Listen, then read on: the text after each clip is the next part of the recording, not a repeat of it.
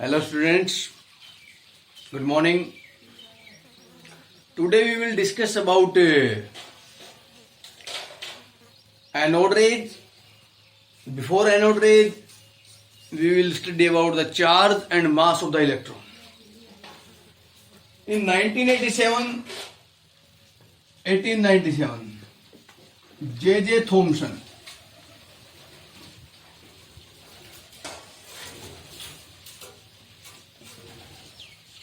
calculated the charge mass ratio of the electron. तो cathode particles थे, electric charge, electron का जो charge है और उसका जो मास है उसका रेशियो जे थॉमसन ने कैलकुलेट कर लिया, उसने फाइंड आउट कर दिया। उसने क्या किया? By using cathode ray tube applying electric and magnetic field perpendicular to each other as well as to the path of the electrons. ऐसे उसने कैथोड लगा दी, एनोड लगा दी।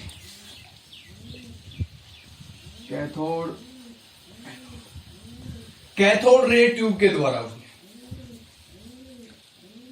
इसमें होल्स था, कैथोड रे ट्यूब के द्वारा।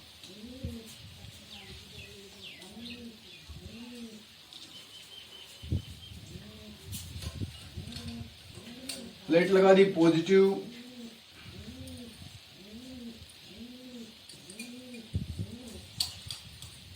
नेगेटिव, यहां प्लेट, इसमें उसने मैग्नेट यूज की।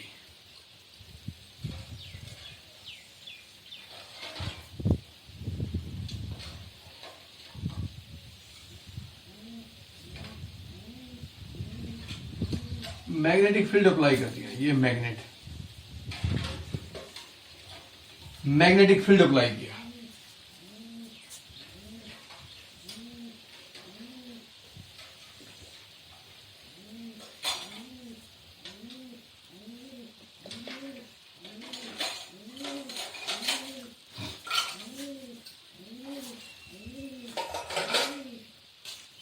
यहां से इलेक्ट्रॉन्स की जो बीम गई इस मैग्नेटिक फील्ड में से,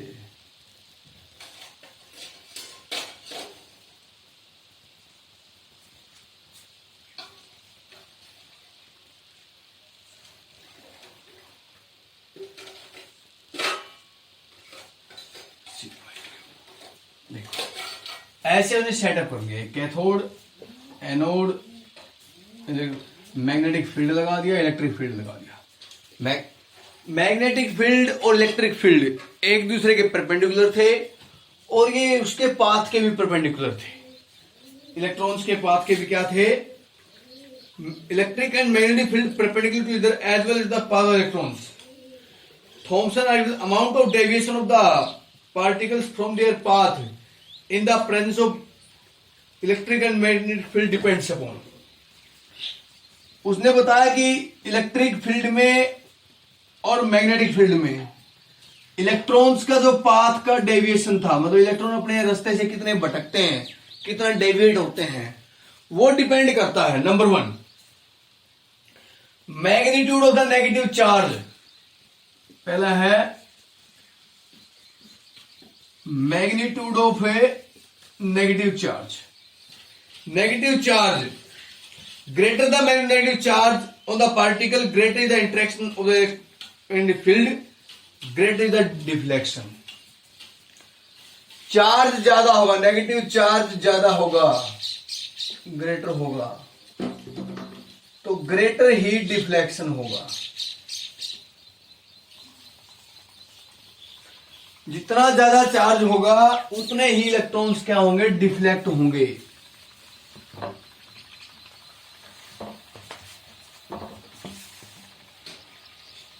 पहला point,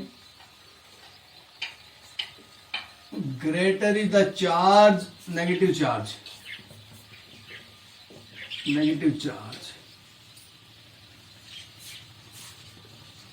greater is the deflection.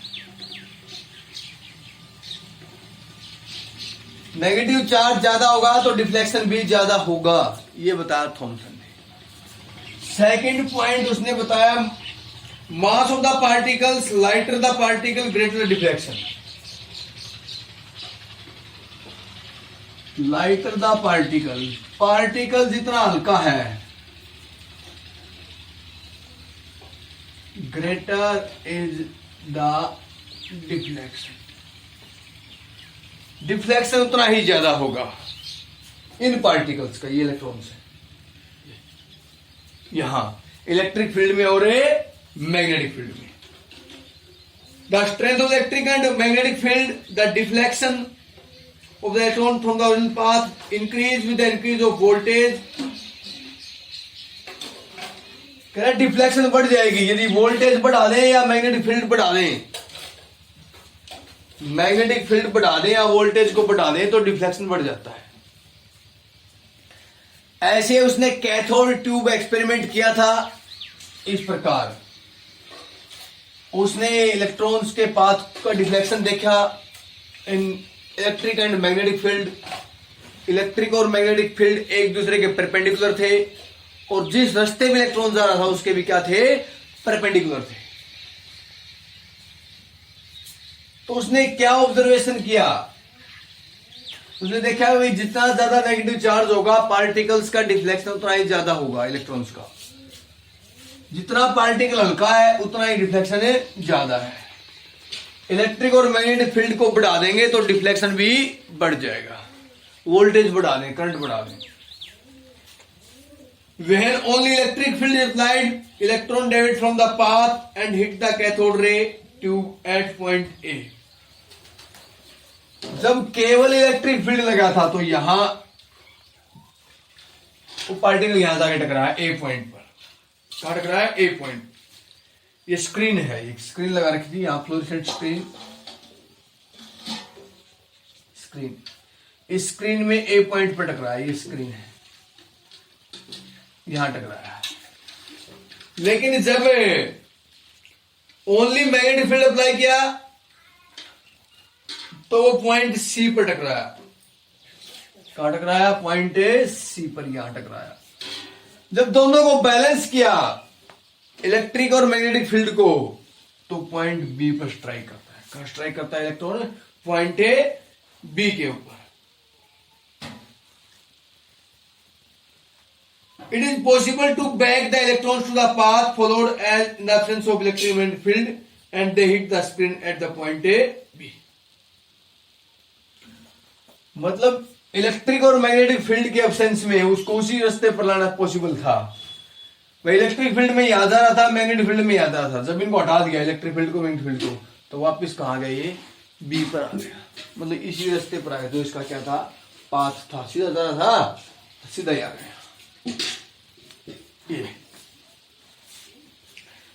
By carrying out accurate measurement on the amount of electrons observed by electrons on the electric field strength, अब उसने ऑब्जर्वेशन किया कितना डिफ्लेक्शन हुआ, कितना मास था, क्या कुछ था। इसके आधार पर वो सक्सेसफुल हो गया to calculate the charge mass ratio. Charge mass ratio किसका, इलेक्ट्रॉन का। ये charge of electron, charge on electron, this is mass of electron. इनका रेशियो कैलकुलेट करने में ये सक्सेसफुल हो गया। और उसने बताया कि ये जो रेशियो है चार्ज का और मास का 1.758820 1.758820 into 10⁻11 coulomb per kilogram, coulomb kilogram पर किलोग्राम पर किलोग्राम। इतना चार्ज मिला, चार्ज मास का रेशियो इलेक्ट्रॉन के ऊपर। इलेक्ट्रॉन का जो मास है और इलेक्ट्रॉन का जो चार्ज है उसका जो रेशियो मिला वो इतना मिला। एक कैथोड रे एक्सपेरिमेंट के द्वारा उसने पता किया था।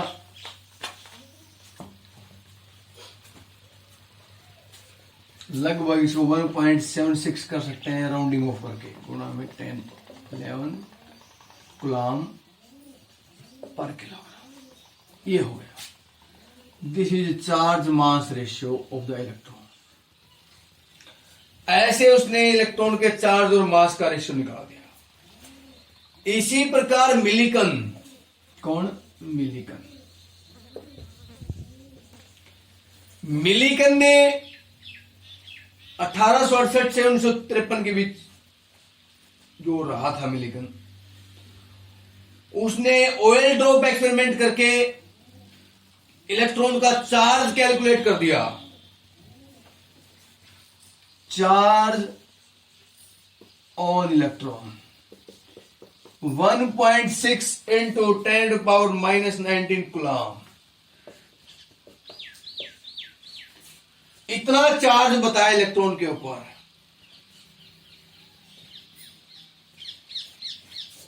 ये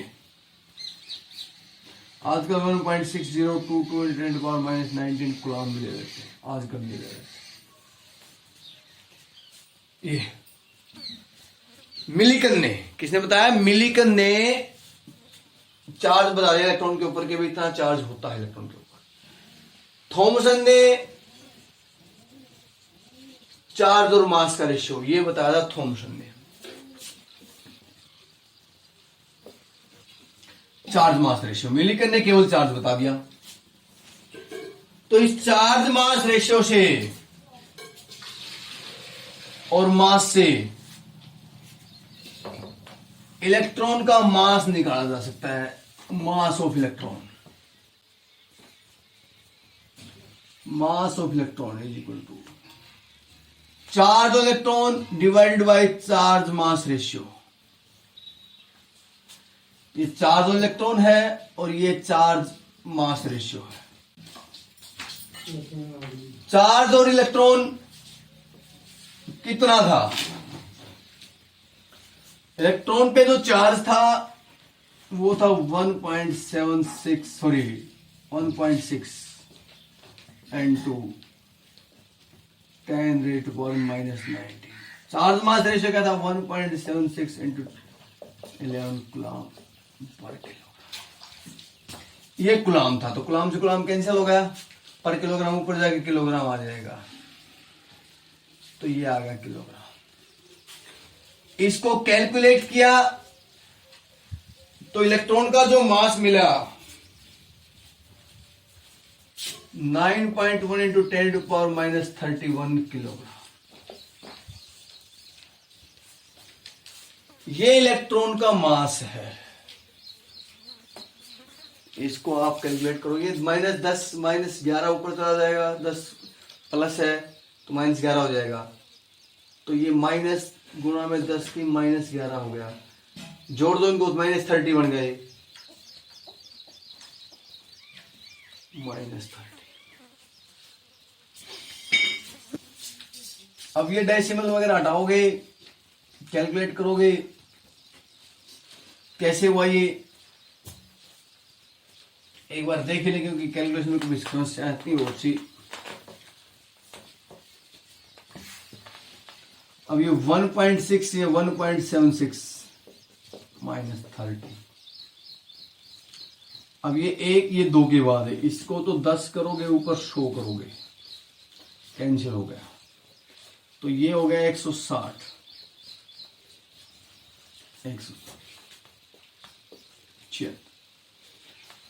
अब यहां क्या करें, 0 पॉइंट में आता है तो इस यहां 1 0 और बढ़ा दें, 1600 कर दें इसको, 1600 मतलब 10 से गुणा कर दें, 10 से भाग दे दें, 10 से गुणा कर दें तो ये 1600 हो गया। 1600 बटे 176 गुणा में 10 की 1 है, ये 10 के ऊपर जाके माइनस का, तो गुणा में 10 की -30 गुणा में 10 की -1, 10 है 10 के पावर 1 ही हो गया।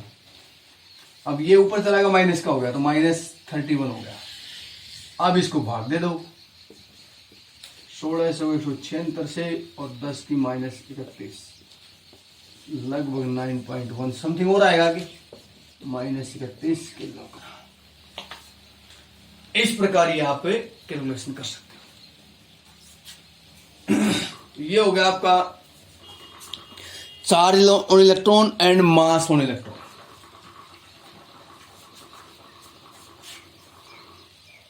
अब ये पता था कि अब इलेक्ट्रॉन जो है, सॉरी, इलेक्ट्रॉन क्या हुआ, कल बताया था आपको कि कैथोड जो रेज हैं they are made up of negatively charge particles से, electrons, negatively charge particles electrons की बनी है। Cathode rays negatively charge particles electrons की बनी है। ऐसे रे ऑफ इलेक्ट्रॉन, ये एक रे बन जाती है कैथोड।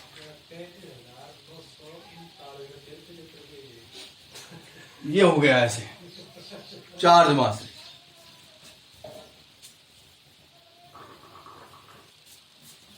इस प्रकार आ गई।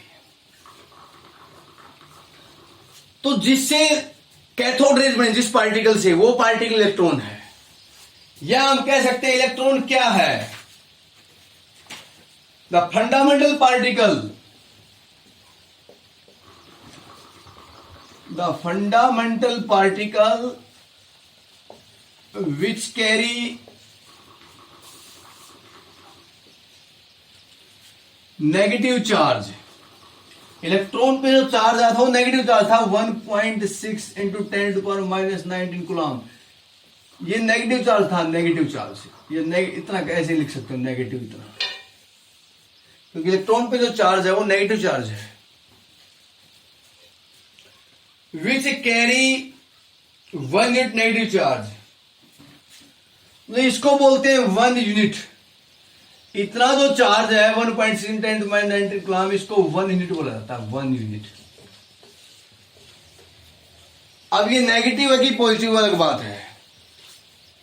तो which carry 1 unit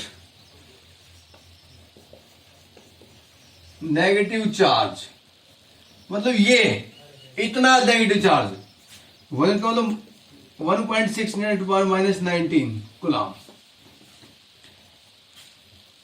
and has a mass,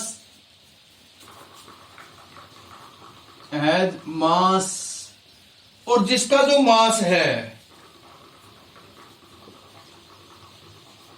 nearly equal to 1/, of hydrogen atom. मतलब हाइड्रोजन एटम का जो मास है उसको 1837 से भाग दे दें, हाइड्रोजन एटम के मास को 1837 से भाग दे दें, तो वो जितना मास आएगा वो इलेक्ट्रॉन के मास के बराबर आता है। तो जिस पार्टिकल के ऊपर 1 यूनिट नेगेटिव चार्ज, मीन इतना नेगेटिव चार्ज हो, और जिसका मास हाइड्रोजन के मास का 1/1837 भाग हो, 1/1837 भाग हो, वो पार्टिकल इलेक्ट्रॉन कहलाया। क्या कहलाता है? इलेक्ट्रॉन। तो इस प्रकार एटम के अंदर पहले पार्टिकल की खोज हो गई जिसको इलेक्ट्रॉन कहा गया।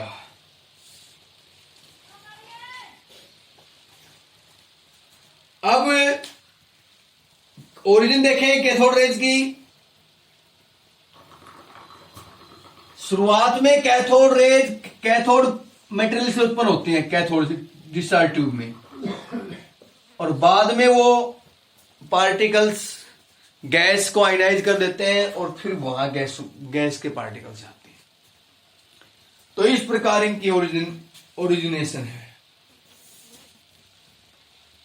इलेक्ट्रॉन जो है वो यूनिवर्सल कंस्टिट्यूएंट है मैटर का, क्योंकि सभी मैटर सभी एटम से बने हैं, और एटम के अंदर इलेक्ट्रॉन है, इसका मतलब सभी मैटर के अंदर इलेक्ट्रॉन है। तो कह सकते हैं electron is the universal constituent of all the matter.